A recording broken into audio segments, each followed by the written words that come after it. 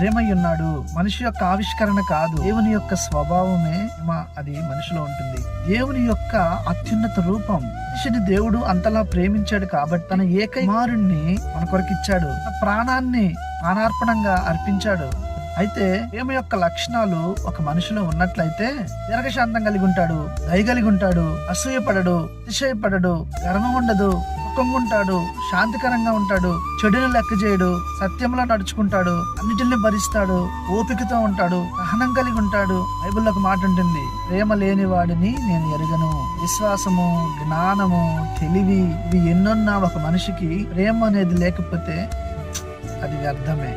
ప్రేమ అనేది దేవుని త్యాగం, దేవుని రూపం. ప్రేమ అనేది బైబిల్ గ్రంథానికే ఆధారం.